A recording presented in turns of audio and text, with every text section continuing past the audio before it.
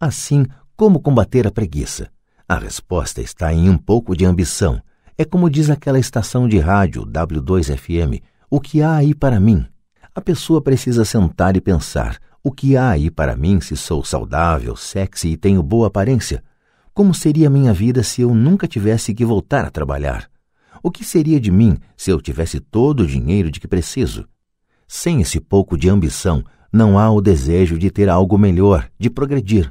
Vamos à escola e estudamos muito porque queremos algo melhor. Então, sempre que você se flagrar evitando algo que você sabe que deveria fazer, a única coisa a fazer é perguntar-se, o que há aí para mim? Seja um pouco ambicioso, é a melhor cura para a preguiça. Contudo, a ambição demais, como todo exagero, não é bom. Mas lembre-se do que Michael Douglas falava no filme Wall Street, a ambição é boa. Pai Rico falava de forma diferente. A culpa é pior do que a ambição, pois a culpa nos rouba a alma. E para mim, quem falou melhor foi Eleanor Roosevelt. Faça o que seu coração acha certo. De qualquer forma, você será criticado. Você estará perdido se fizer e perdido se não fizer. Razão número 4.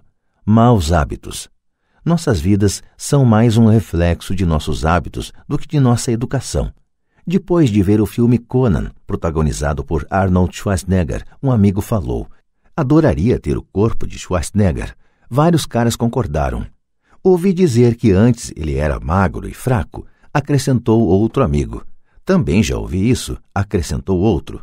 Dizem que ele malha todos os dias na academia. Aposto que sim.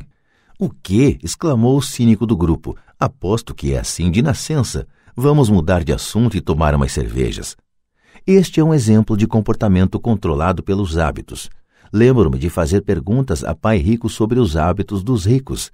Em vez de dar uma resposta direta, ele tentou ensinar pelo exemplo como costumava fazer. Quando seu pai paga as contas dele? Perguntou Pai Rico. No início do mês, respondi. E sobra alguma coisa? Prosseguiu Pai Rico. Pouco, disse eu. É por isso que ele tem dificuldades, falou Pai Rico. Ele tem maus hábitos. Seu pai paga primeiro todos os outros. Ele paga a si mesmo por último, mas só se sobrar alguma coisa. O que em geral não acontece, comentei. Mas ele tem que pagar as contas, não tem? O senhor está dizendo que ele não deveria pagar as contas? Claro que não, disse Pai Rico. Acredito firmemente em pagar minhas contas no prazo. Só que eu pago a mim mesmo em primeiro lugar, mesmo antes de pagar ao governo.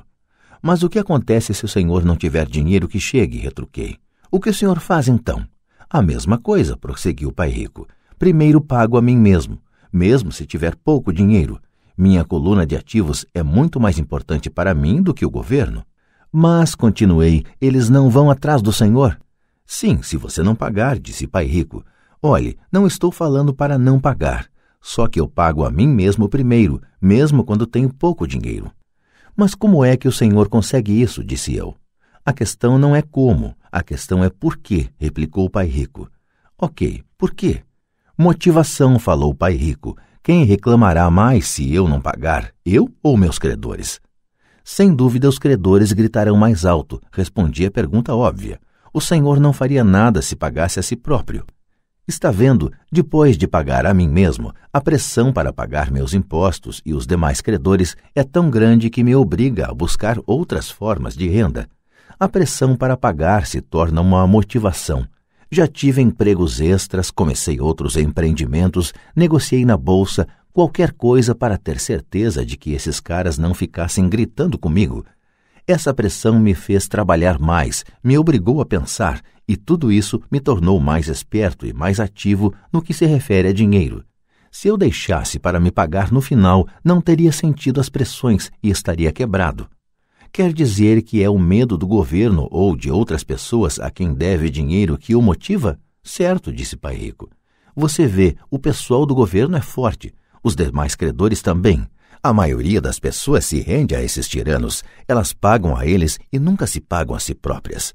Você conhece a história do fracote a quem atiram areia na cara? Abanei a cabeça afirmativamente. Já vi esse anúncio de aulas de fisiculturismo nos gibis muitas vezes. Bem, grande parte das pessoas deixa que os fortes lhes joguem areia na cara.